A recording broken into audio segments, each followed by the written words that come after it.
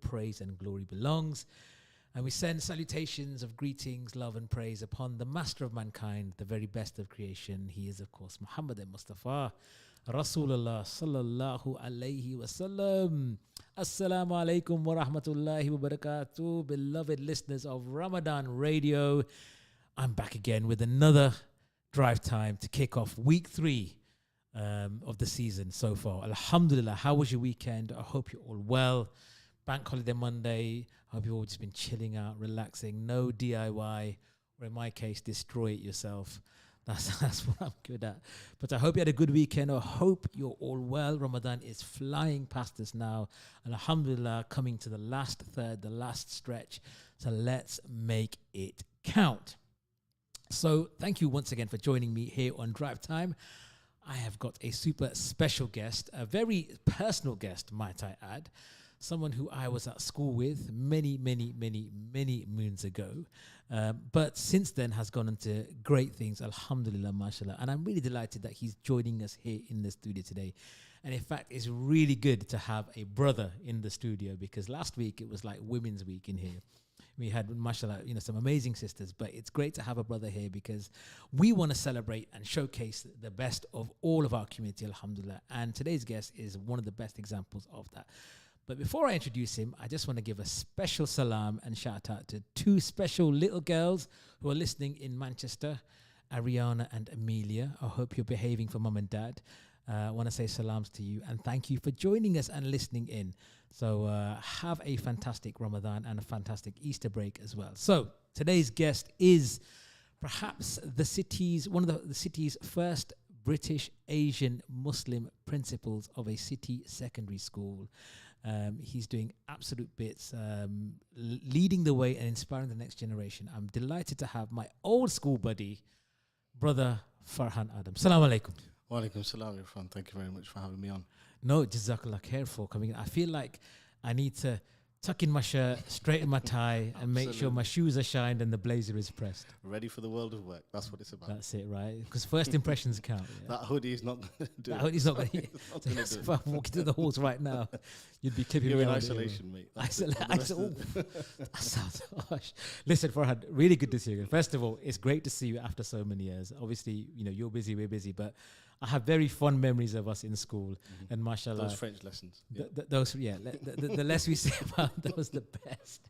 And the school trip to France as well. I think that was a seminal moment in our coming of age sort of thing. But delighted to see you, mashallah. You're looking really well, and I'm so proud and delighted that you've come here on the program to talk about your experiences and your vision of education and your time as a principal of a inner city urban secondary school. So for those of our listeners who don't know, you are currently the principal for Crown Hills Community College, which is in the heart of Leicester City. Tell us a bit about the organisation. So we are a school from 11 to 16. We have approximately 200 staff on our roll in terms of that's teaching staff and support staff. What I think people don't realise is how many support staff you need to also run an institution. It's not just about the teachers, and sometimes they don't get the value that they deserve in terms of the role that they have to play. So 200 staff altogether and 1,500 students. So that's a lot of students, just a lot of people in one building on a day-to-day basis. Therefore, like we were just talking beforehand, you have a lot of issues that you deal with. Being in a city, obviously they come with their own issues. You have different transient communities that are joining the school population, as well as people that have been here for many years. But we are, in terms of the journey that we've been on, since I've been there, our progress in terms of outcomes, because everyone likes... Tell us a little bit about that. So when you started 5 years ago, what in terms of the metrics, what have you achieved? I'm going to give a caveat before I talk about the kind of the figures and everything, because like we just said before, sometimes schools are all about what outcomes are saying, and it's all about this final figure. They are important, but I don't think it's a true metric of an institution. There's more to an institution. There's always a story behind the numbers, right? There's a story behind the numbers, but there's also a story behind educating a child, and it's not just about a grade at the end of it. At the end of the day, there's more to it than that. It's about the personality. It's about the character. It's about the upbringing of that individual. The grades are there. You get people who are super intelligent and will get very high grades, but they can be arrogant so-and-sos, and that isn't, for me, a metric that we should be using. The metric should be, are you an all-rounded individual? Yes, you may do well in your education, but how are you as a person? How do you deal with humanity? How do you feel for humanity? How do you support humanity? How do you grow up to be a person that is a humanitarian individual? Those metrics are important. The problem with those is that you can't measure them. So people don't really put any value on them. They're not tangible. They just see, a grade 1 or a grade A or whatever it is. And those are the things that schools are known by. But talking about the metrics then, as a school, when I first came, we were considered, people may be aware of something which is called a Progress 8 measure, which measures how students progress when they start a school from year 7 right through when they leave at year 11. And they take their most, prominent subjects, English and math being in there as well, which is double weighted, and you get a number at the end of it. If you're 0 as a school, you're considered to be bang average in the middle, and then as you go up slightly, to +1, for example, that means on average a school, the children are achieving 1 whole grade more than they were expected to as a whole year group. Okay, and then as you go minus, you go in the other direction. So as a school, when I came, we were bang average on 0, or just slightly below 0. And then 2019, before the pandemic, we moved up to 0.4, 0.42, something like that. That puts us in the top 12% of schools nationally. MashaAllah. So congratulations. Thank you very much. But like I said, it's a metric. It's not the metric. And I don't want to put too much of an emphasis on those things, but it's nice to have it because it shows that some of the work that we are doing is having a positive impact.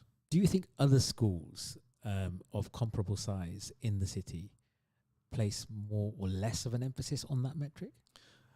I don't think it's schools in the city necessarily. I just think it's schools nationally because it's very politicized, and the government wants to show that they have achieved something, so they put metrics to be able to achieve that. So they want, one of the agendas now is to turn schools into academies, so they come out of local authority control.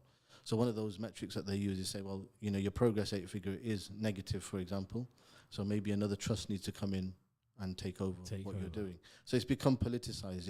It's a number that's there. You can cut a piece of cake in so many different ways. And you can say, look, this is how it looks from this angle, and this is how it is from this angle. That is an angle. It's not the most important, but it's something for parents to look at. But I would say that, my advice to parents is don't use that as your deciding factor. You need to understand the whole school and what the whole school does for your child, because I think that's important. And as a school, are you either penalized or rewarded or incentivized financially for your progress measure? No, you're not. The only thing is you get the pride of saying, this is where we ranked, this is where we are. So you become more attractive as a school for parents. And possibly as parents, maybe you become more attractive, yeah. Okay, brilliant. So you touched on the pandemic there, which I want to talk about a bit later on, because I think what the schools did and the leadership in schools did during the pandemic was phenomenal. And I think that needs to be recognized and applauded. But tell us a bit about your own educational background first. So me personally, apart from spending time with me, absolutely, in the formative that's where the influence, in terms of wanting to put you right off. Put me right up there. Those French lessons, you took me right to the top. That was my best grade as well. I came out with an A in French. My best grade as well. Came out with an A in French, so I don't know, what you're trying to allude to. In terms of education, I've grown up in Leicester. I was born in London, spent 5 years there. So nursery and all of that kind of education in that part of the country. Came to Leicester, went to Linden. Linden Primary was my primary school, and then moved to Judge Meadow, QE, and then went to Bedford to study to be a PE teacher. So that's my kind of journey. And then from there, since '99, I've been teaching in schools across the city. Since 1999, so that's what, 24 years, mashallah. 24 as a teacher, fantastic. And obviously, it's great to see you progress, and now you're at the pinnacle in terms of teaching. And inshallah, I'm sure there's going to be lots more in store for you, because you're still very young, mashallah. Absolutely, you still got the white hairs are not, lying. I mean, I'm at that age now where I've got more hair in my nostrils and ears than I have on my head. So I don't know, but okay. So what inspired you to become a teacher? Because going back to our time at Judge Meadow, it was seen as a very good school, and we had our head teacher, Mr. Green, who whenever he walked into a room, he had to stand up. Very big on discipline, very big on appearance. Did any of that sort of carry with you as you started to develop a career into education?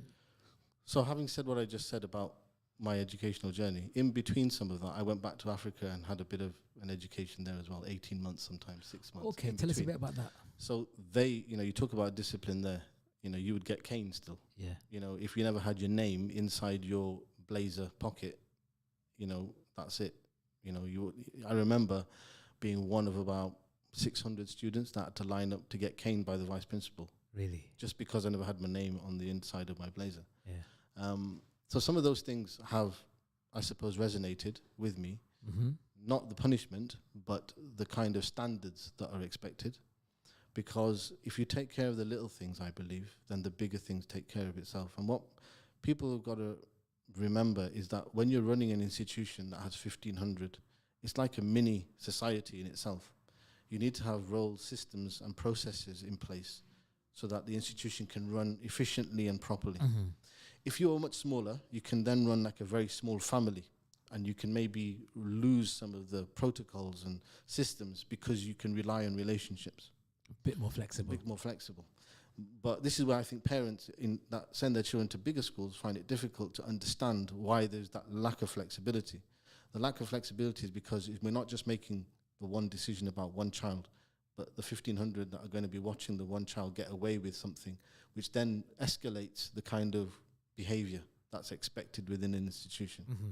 So coming back to, you talk about Mr. Green. I remember he used to come in with his gown to every assembly to make a point of, the regalness of an assembly, and everyone is standing the respect a head teacher needs to be afforded, right? I agree.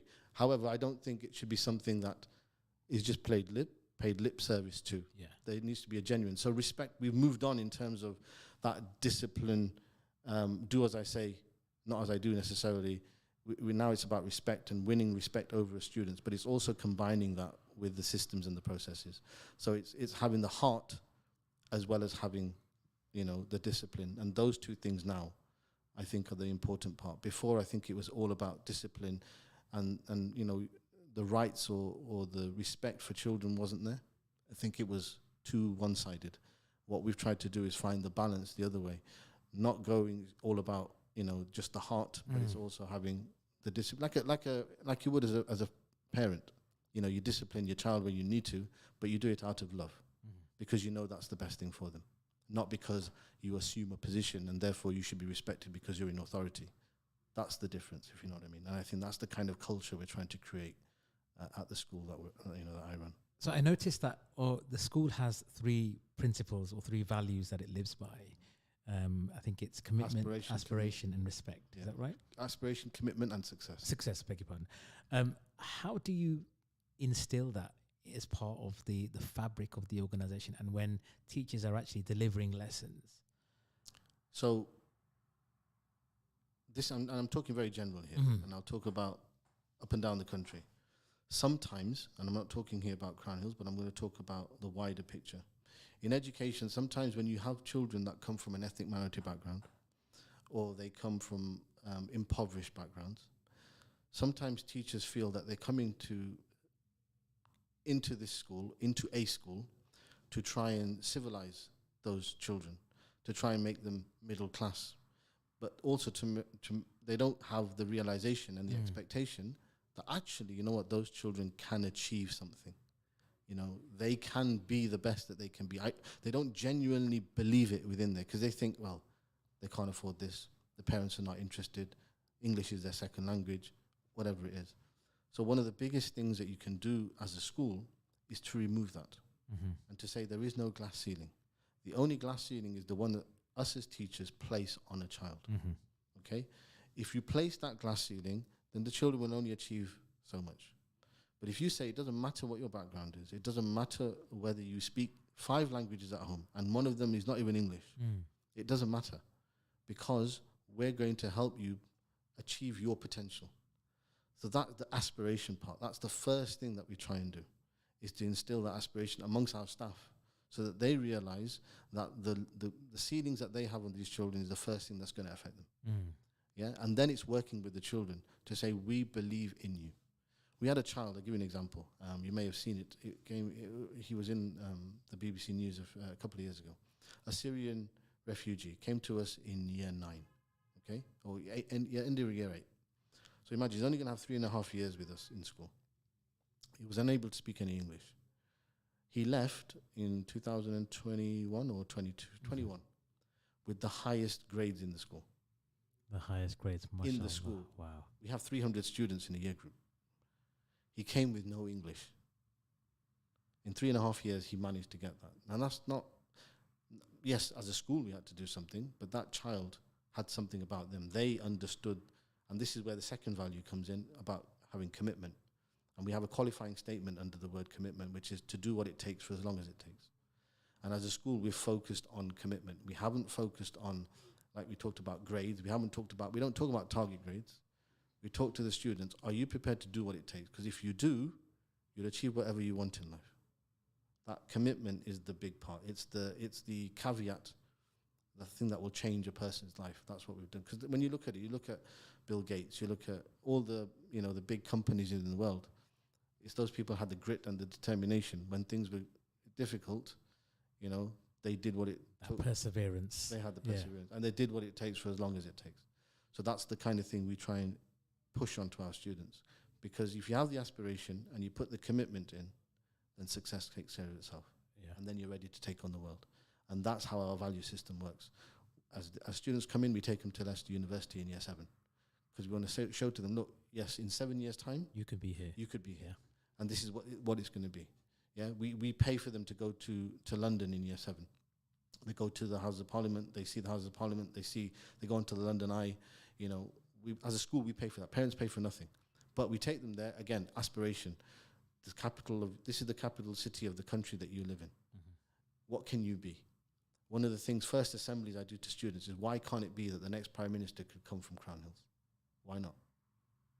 Why can't the next Olympian, why can't the next gold medalist come from Crown Hills? So, for example, as a school, we do fencing.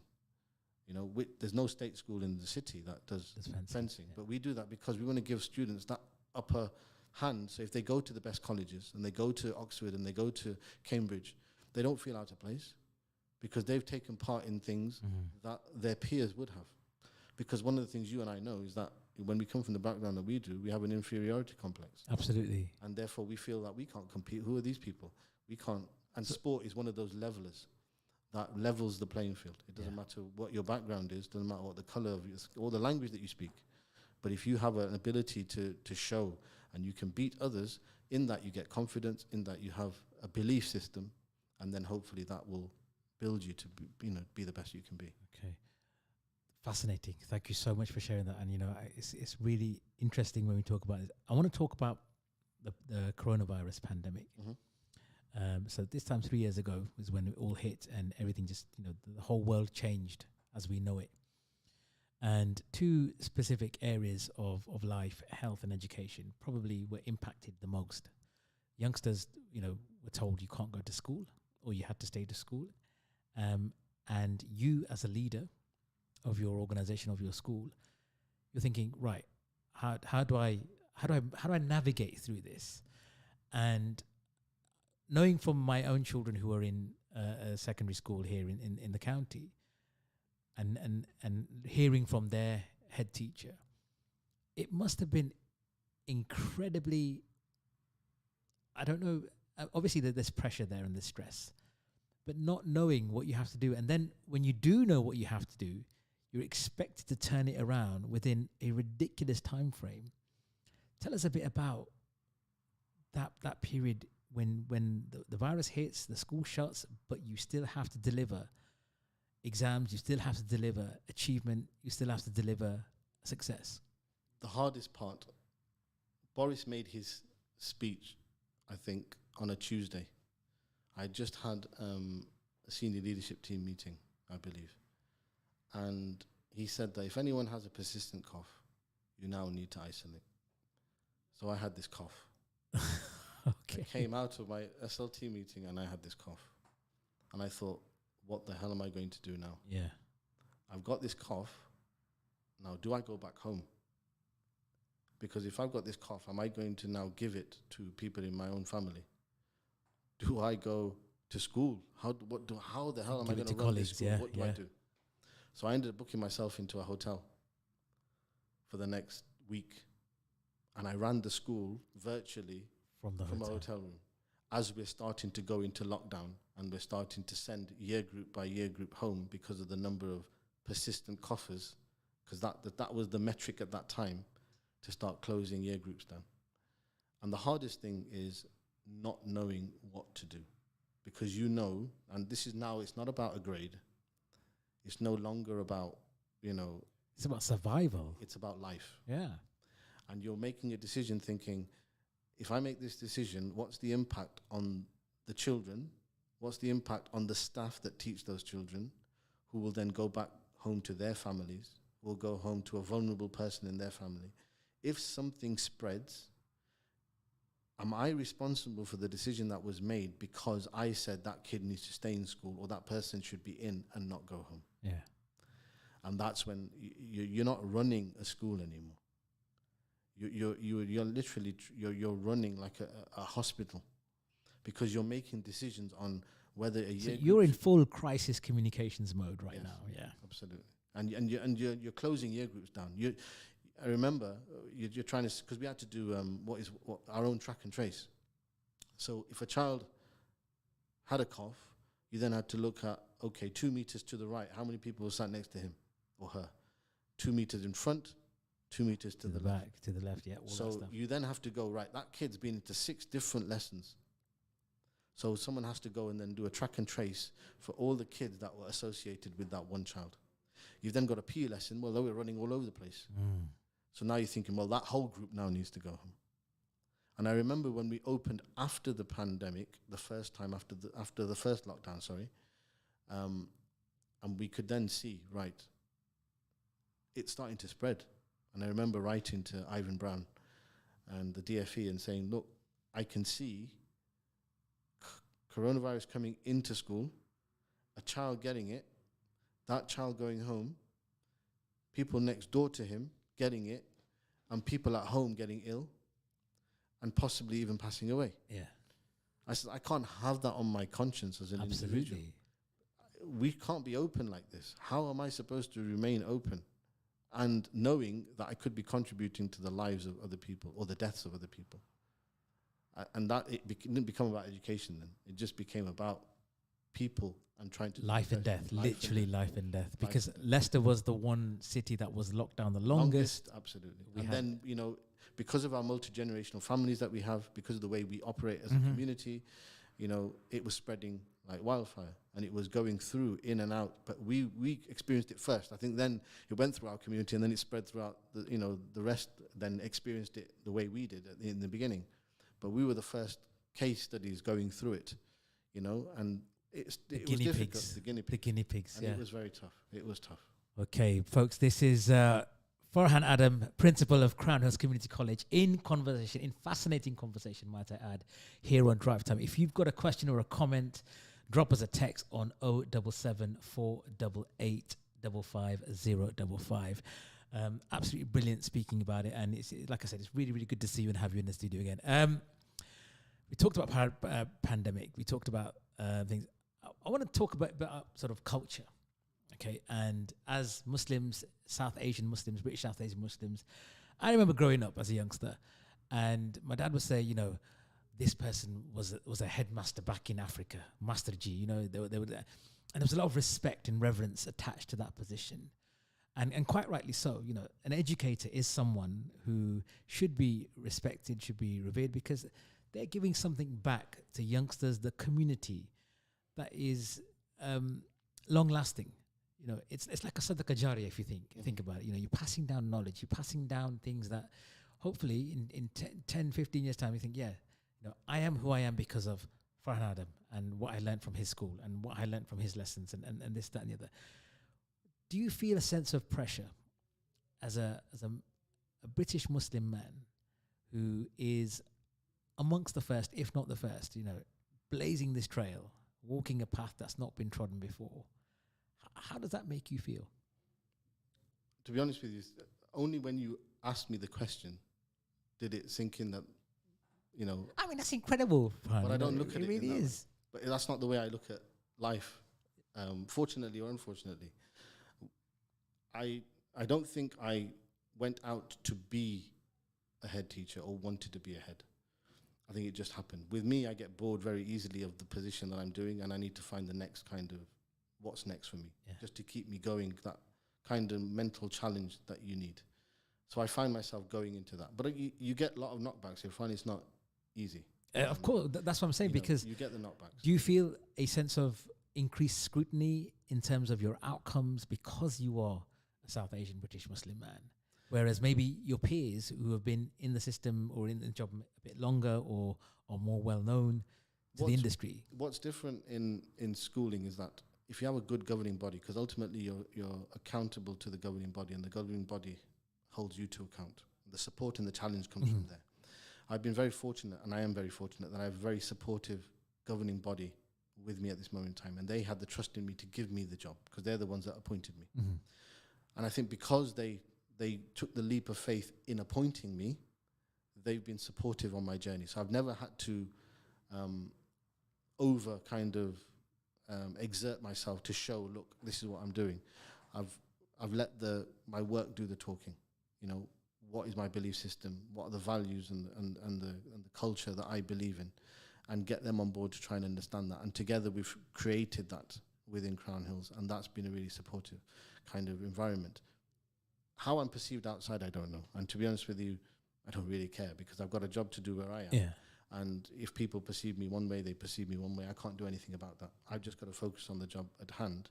But I do know that it's very difficult to jump through hoops that people want you to jump through sometimes. You can't be your authentic self all of the time, because people don't see what you see.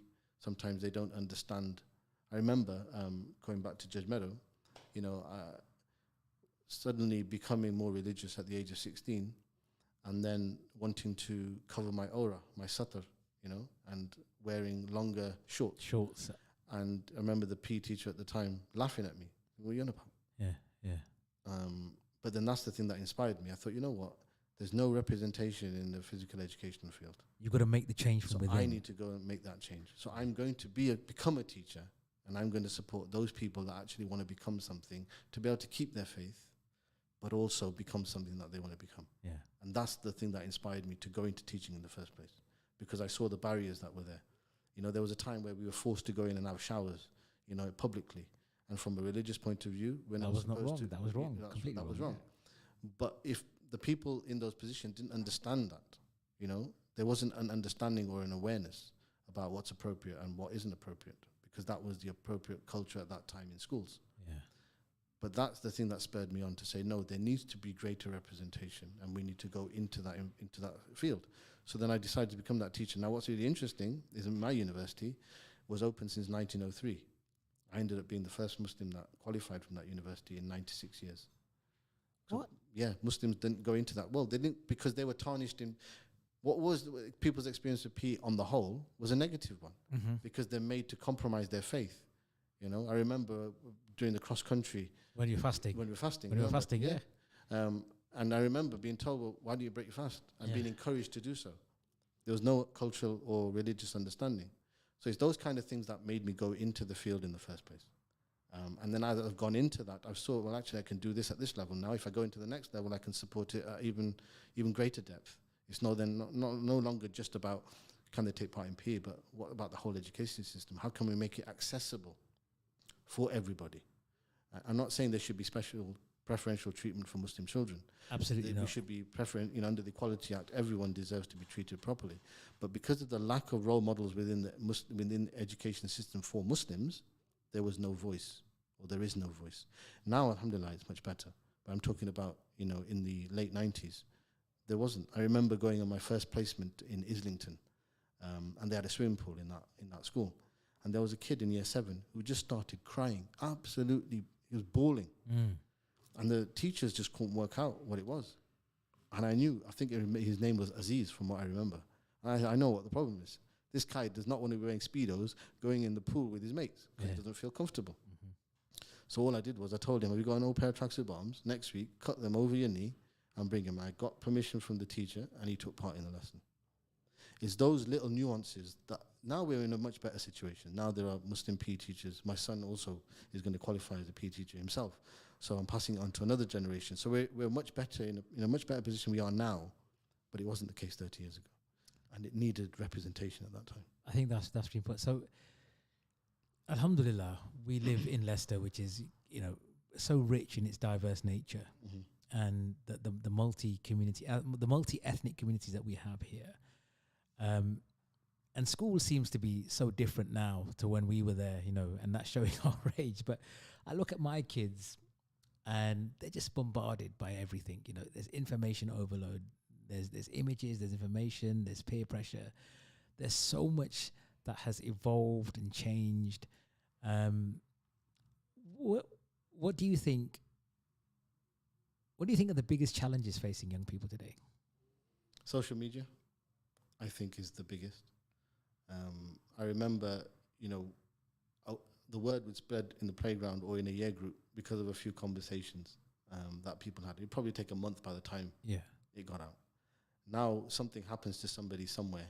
They could be, you know, on holiday, you know, in Greece or whatever, you know, and within seconds, people know someone's fallen over, they've got beaten up, or whatever it is. And that kind of information and the speed with which things are passed on and then forwarded, that ruin the reputation of... Because once it's out there, it's out there. And the problem is people are quick to not verify. People want a quick laugh. They want, and then the other side of it, they want to be known as something special. So they try and create an image online that isn't themselves. And therefore that gets them into all sorts of different problems. Projecting a false image or representation. Because they believe that that's, you know, somebody the other day told me they went to purchase something from a shop, a cake or something. And the person over the counter said, well, buy this one. It looks really good on Instagram. Forget about how it tastes. They were more worried about how it looks. So if that's the kind of culture children are being brought up in, that you need to look a certain way, that kind of pressure, I think, for me, is because you then can't focus on education, you can't focus on learning. It's then trying to create something that you're not and that you cannot really become. And it actually is false. Therefore, it has problems with mental health. You know, we're talking about mental health. Part of the problem, forget about the pandemic and being locked in the house, is the access to social media, personally, that I feel is going to be the downfall of our generation. Yeah. I was reading recently in an article online about Ofsted, and I think this was an ex-employee of Ofsted or something, saying that the actual body is not fit for purpose. What's your take on Ofsted, if you're allowed to share anything? I inspect for Ofsted. Do you? So okay. I have a different take on it. But in terms of accountability in the education, like I said to you, it's very politicized. If the politics were removed from it and it was just delivered as it should be, what's the best thing for these children? Not worry about closing you down, not worry about this, that, and the other. We're just really worried about the quality of education with no other strings attached. That's the way forward. What would that accountability framework look like is the question to ask. But again, because it's all about politics, the government at the time and what they're trying to achieve often, unfortunately, becomes used as the football that's kicked around by different people. I think their intentions are in the right place. Absolutely. But I think what it's being used for by the people outside of that sphere is where the issue is. Okay. And in line with that, where do you think we rank globally in terms of education? But again, it's the metrics that you're going to use it from. But this one, I'm asking you personally. So, like, I think education has come a long way in the last 25 years, and it's improved a heck of a lot. You know, rightly or wrongly, with the metrics, I think it has. And I see my children, what they're learning is of a much higher standard than what I was learning. Maybe that's a reflection of me as a student. I don't know, but it kind of feels like we're going in the right direction. A lot of progress has been made. There's still a lot of work to be done, but I don't feel like the government values teachers in the way it should. It doesn't value teachers because teaching's always been a profession that, like nurses, you give up and you sacrifice, and it's a vocation. You don't go... It's a real passion, isn't it? Yeah, that's how it was when teaching first started out, okay? And if you look at this country, it started from the church. The first schools came from churches, from the religious body, okay? So there was very much, we are giving back here. That has changed over time. And now people want it seen as a profession, as opposed to, yes, it's a profession where you are giving back, but with the cost of living and with everything that's going up, people need to live, and they need to be able to know that coming to work, I then don't have to do a second job because I'm going to have enough to be able to live in the job that I'm doing. So I think that's where that issue is. I think all the professions are struggling as a result of coming out of the pandemic. The money that was wasted, the billions that was wasted in all sorts of, areas, could have been best spent, on teachers, etc., so that they felt valued. We're in that situation now where, government hasn't got the money to be able to make that happen. But just coming back to your other point, I think you can't educate the mind without educating the heart. Beautiful. Make a note, folks. You can't educate the mind without educating the heart. And I think the education in this country is all about educating the mind, and it's all about knowledge, and it's all about what you can learn, but not what you can be, the type of person that you are. And I think if that gets forgotten, and it's within our tradition, it's within the Christian tradition, the Jewish tradition, the Abrahamic faith, it's within there, that you educate the heart, you focus on the heart. When the heart is good, the actions are good. When the heart is corrupted, the actions are corrupted. But we don't measure those things anymore. And I think those are as important. To me, if you're asking me for my own children, I don't care if they're the most intellectual or not. But are they the most caring? Are they the most loving? Are they the most... Is there compassion there? Is there compassion there? Are they humble? Are they not arrogant? Those qualities are more important than any grade on a piece of paper, because those are the qualities. You'll be able to open any door in life with those qualities. But with those grades, you can have them. It may open a door, but you won't last long. You won't last very long, because you don't have the qualities of an individual to keep you there. And we're now entering exam season, so it's full on madness for everyone, for schools, students, parents, you name it. It's an important time between now and the end of June. I've seen a lot of students who I think are, super bright, really intelligent, but I also think that the way they are being assessed doesn't allow them to show their intelligence. And you talked about knowledge and retaining it and applying. Do you think the way our children are being evaluated and assessed needs to reflect the way they learn?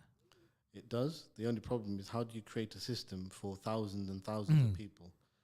Again, it comes back to the politics of it, because the government wants to be able to compare one school to another school. So the process by which you use has to be, you have to be able to multiply that across the country in thousands of schools. So can you create a system that is more nuanced, that looks at the individual, that then can be replicated? And I think that's where the issue is. You can't. Therefore, they've come up with this best fit model that doesn't assess all the knowledge that's required, but it assesses something that can then be replicated across the country. And that's the issue, I think. But again, we are in a world and in a society that's so focused on outcome and what a piece of paper says at the end of it. We have this obsession with it. Yeah. But it's not about that. And it should be more than that. And it's about, again, I'll keep coming back to the point, it's the individual that you create, the person. That is what we should judge. Is it the Catholics that have a saying, show me the child when he's 7 and I'll show you the man? Because whatever you develop, whatever, culture and values how you mold that child. You mold that child, you'll have the adult later on. And I think sometimes schools have forgotten this because of the pressures that are on there to get grades, the individual and the child. In all of this, the family unit has been forgotten. And therefore, we're not bringing up the best of this country. We're not bringing the best out of individuals. Do you think a lot of talent gets lost or it gets lost and wasted? Yeah, absolutely. Yeah. Okay. I'm in conversation with Principal Adam of Crown Hills Community College here on Drive Time on Ramadan Radio. We've got about 5 minutes left of today's program. 077-488-55055 is the WhatsApp number. I've not had any texts come in yet, but if you have got a comment for our esteemed guest, please drop us a line before the show finishes. And stay tuned for more with Zainab Zaim Sattar after 6 p.m. this evening. So make sure whatever you're doing, you keep it locked on Ramadan Radio. We've got a few minutes left now, Farhan. I wanted to ask you to give your advice to the youngsters out there? Be the best that you can be. Yeah. You've got to believe in yourself. It doesn't matter who tries to knock you down or what your experiences in life are. We believe as religious individuals, people of faith, that they're stuck there. Okay, things are written, but it shouldn't be a means of stopping you from achieving. You shouldn't just think, well, that's it. I'm not going to try. You've got to do everything that you can. Hazrat Ali radiallahu anhu used to say that if I look at qadr and I look at what I'm in control of, I can stand on one leg. That I'm in charge of that. I can do that. I can't lift both legs off the ground. Yeah, that's in the hands of the Almighty. So I need to know where my limits are. But you push yourself to that limit. Then if you've worked, like this is why we say, focus on commitment, because if you do what it takes and the grades don't happen, okay, you don't get the grades, but you've got an ethic of learning. You've got an ethic of work. The grades will come eventually. You may have to do some retakes. If you can't work any harder than you've worked, then why are you worried about the result? Yeah. Because you know you've done your very best. You've done your very best. Yeah. But when you know you haven't quite That's given the part. the thing. That's the part. A child, like you said, is coming to exam season.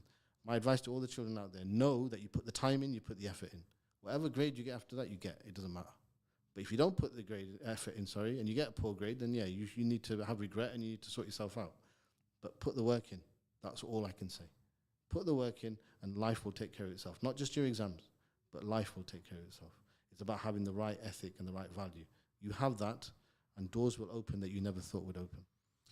Do you still think within our community, and I'm generalizing here and restrict to our Asian community, growing up we were always told, work harder, do your best, and if you didn't quite achieve what your parents wanted you to achieve, you were you were reprimanded. Mm-hmm. Do you think there is that? Are you still seeing that level of pressure being applied, and what's the impact on a child's mental health if you feel, okay, this parent is too pushy, or this parent it's too much pressure coming from this parent? Then we'll have conversations, and we'll support the family to say, look, don't worry about it. And again, this is why as a school, what we don't do is share grades with parents. Mm. We just focus on, we have 7 areas of commitment and we give numbers based on those areas, because that's what a child is in control of. And therefore you can hold a child to account. So if they're not coming on time, that's because they're lazy and not getting up early in the morning. There should be accountability for that. And that shouldn't cause any mental health or mental distress. It's a matter of just sort yourself out and get in. But if you're not getting your target grade, which should be a grade 9, for example, and you're coming out with 7s, but the ability of that child really is around the 7 mark, that's going to cause the added pressure because you're trying to create an unrealistic demand on somebody. Mm-hmm. So it depends the metric again. And as families, I think what we need to do is help our children to be the best that they can be, help them to get the right work ethic.